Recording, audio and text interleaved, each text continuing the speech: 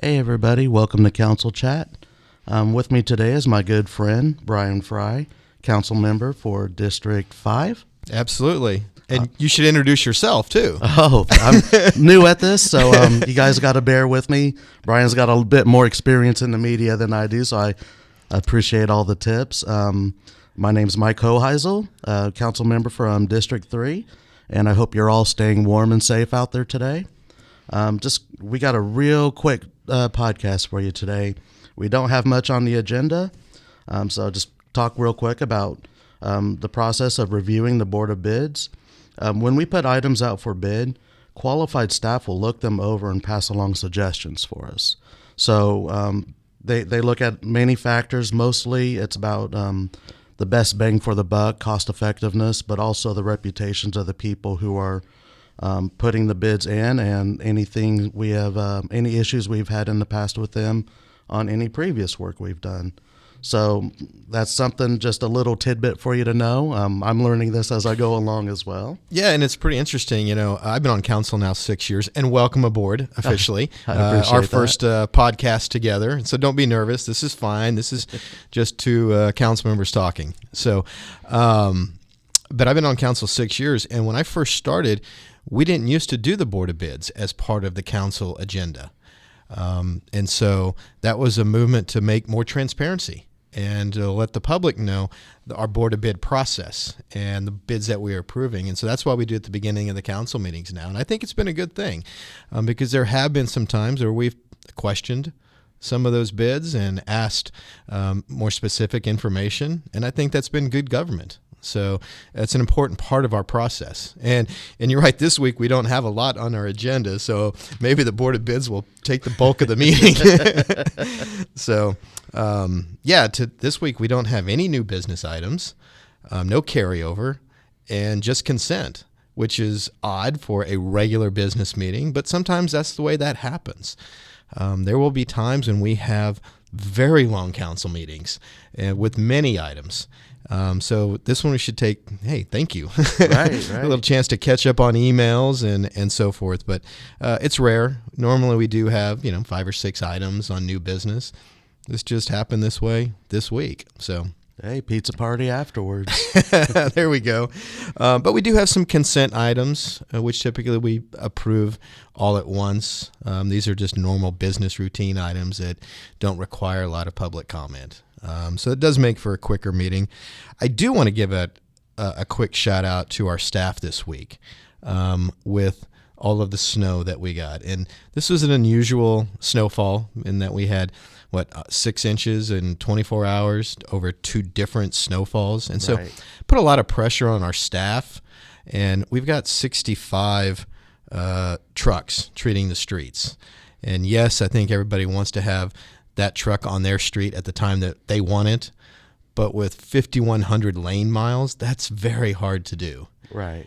And our staff has done an amazing job trying to keep the streets clear and safe.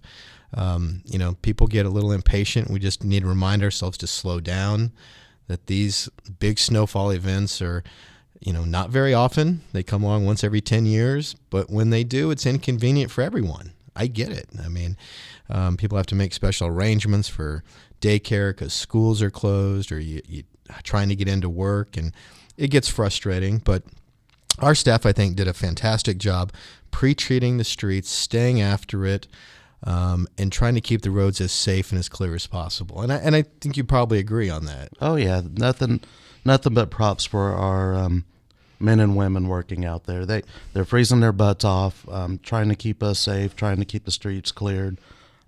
If anybody thinks they have an easy job to do, you're more than welcome to go down there and sit with them while their trucks are idling, ready to go. Yeah.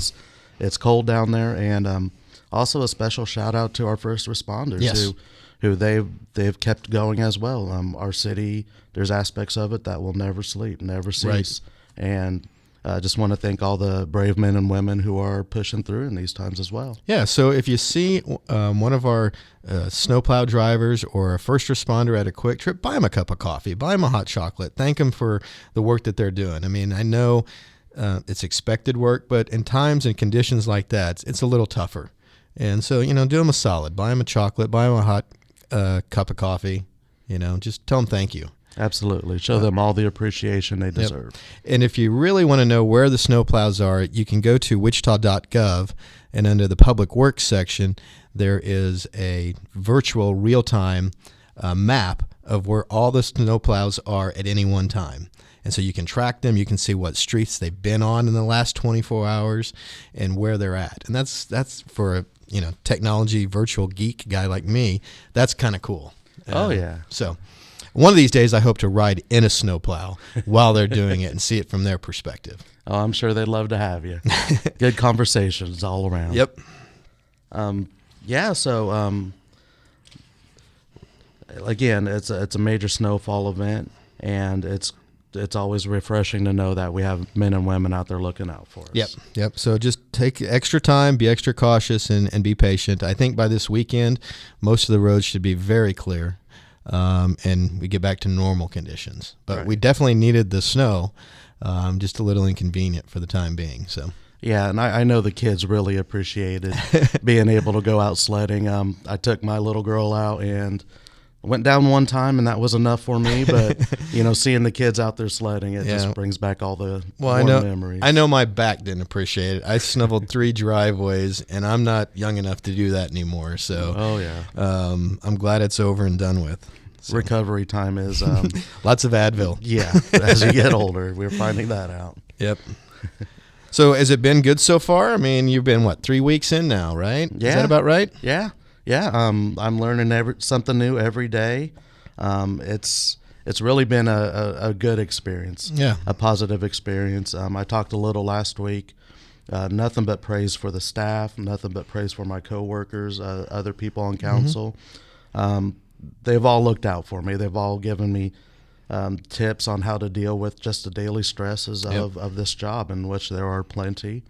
Also helping me with some of the issues I have, and we're all on the same page, I think, as far as most of these issues coming before the city are concerned. So. Yeah, and I think you also have to remember, too, that you just got elected for a 4-year term. It's a long haul. And I remember when I first got elected, I wanted to do as much as I could as fast as I could. And you've heard this phrase, you're drinking from the fire hose. Oh, yeah. When you get here, there's a lot of stuff you have to learn. Departments you have to understand, the terminology, the lexicon, the abbreviations. There's a lot to take in. And so you want to try to accomplish as much as you can, but you're in for at least 4 years. So, it's figure out how the land is landscaped, right? Where the personalities are, how the things work, and start, creating those priorities, knowing that you've got 4 years to get after it. Kind of the theme that we were just talking about, be patient, take your time, learn, and that's what we're here to help with, right? When I first got in, I was the only new council member because everyone else had gotten reelected or had already been serving. So I'm the new kid on the block, and I had to start the next week. So you had a couple of months for onboarding and orientation and so forth. I went from being elected on Tuesday to my first council meeting the next Tuesday. And it was a little overwhelming at first. And if it wasn't for the other council members at that time, Janet Miller, Levanta Williams, Pete Meitzner, Jeff Blubaugh, and James Clendenin, and Mayor Longwell, I wouldn't have been able to get through it. And so, I'm sitting here offering as much help as I can to you and Councilmember Ballard because I've been there and I know it. So I can appreciate that because I couldn't imagine what it'd be like starting the next week. We had orientation for a couple of months, and even then I was still swamped. So props to you for being able to take that in stride. It was intense, but again, I wouldn't have been able to it without the support from the other council members, and that's what we're here to help and lead. We've been there. We should help you. Right. And like you said, you were the new kid on the block. Now you are one of the seasoned vets. Easy with the seasoned vet. Just because I'm the oldest now. One of the most energetic around as well. Thank you. But you are coming into the last 2 years of your time as council member. Yep. What are some of the things that you're looking forward to working on the last couple of years? I appreciate that. Continuing to see the water treatment plant built out. That was something I ran on 6 years ago, that infrastructure, and getting that finished and open is going to be a major win for the citizens, for our neighbors, for this community going forward. So that's a great project. I'm very interested in that.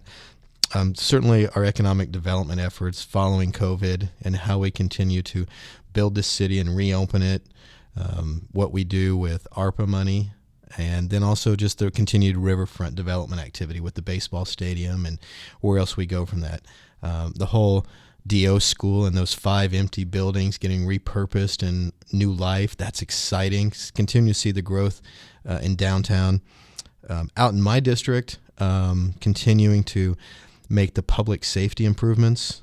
We've got, just like District 3 is getting a new patrol substation, we've got it in our capital plan to build a new patrol substation out west. That's not for another year and a half, 2 years, but where we're at right now is confined and constricted and very crowded. And so there's been a need for a new Patrol West substation to service not only District 5, but also District 4. So getting that built, the fire optimization study and how that's going to help with fire response times out in District 4 and District 5 both. And then a couple of quality of life issues, Proct Wetlands Park, the next phase of it, and then the Westlink Library. That was identified as part of our regional master plan for our branch libraries, and getting that one finished and doubled in size. That's a key one. So quality of life issues, public safety, economic development, infrastructure. Those are the 4 things I ran on 6 years ago, and I'm still fighting for them all the time. So yeah, and get back to the basics, right? Yeah, exactly. And there's nothing more basic than making sure water flows. Yep. So this water treatment plant is the largest project in the history of Wichita. And again, if you don't have water, you don't have life. So, that's right. We saw last year how much of an issue it can be if we don't have water, don't have the water flowing. Right. So yeah, this is a good project, and it's going to be great to see it to completion. And I'm glad you get a thank you. It's exciting. Be here during the ride. Yeah, and again, I've said this before. I've been quoted in other media. When you go into our existing water treatment plant and you see a plaque dedicated under President Franklin Delano Roosevelt, it's time to maybe think about your infrastructure. So, seeing just the progress we're making on that. It's not only for the city of Wichita, but our entire region. Yeah. And our industry and how we grow as a community is so dependent upon clean water and affordable clean water. That's the other thing people seem to forget. When we look at our peer cities in this region, we are still one of the lowest cost water utilities, which again helps for that economic development, not only for residential, but also commercial. Right. So it's so key. Right. So this has been great. I appreciate the opportunity to do these council chats. I know that this is your second one, and I think Councilmember Ballard still has to do one. I think I get to do this next week with her. So tell her I treated you kindly. Oh, yeah. I did have one thing I wanted to run by you. I don't know if this is anything that we can really address, but I'm wondering what your opinion is on if we can pass a resolution to take play calling abilities from Andy Reid within the 5-yard line. Yeah, we've had a lot of good sports conversations, and I'm still hurting over that loss. So that's a little too soon there, Mike. I think most of Wichita agrees with us on that one. Yep. Again, thank you, Councilmember Frye. Yep. And I appreciate all you guys out there. And again, everybody stay safe, stay warm, and let's keep building for a better future for ourselves and our loved ones. Yeah, and thanks for joining us for this edition of Council Chat. You know, you can subscribe and follow us on Apple, Spotify, or wherever you listen to podcasts. Also, these are available on YouTube. So thanks again. Have a great weekend. Stay warm, and we'll see you next time, Wichita. Goodbye, Wichita.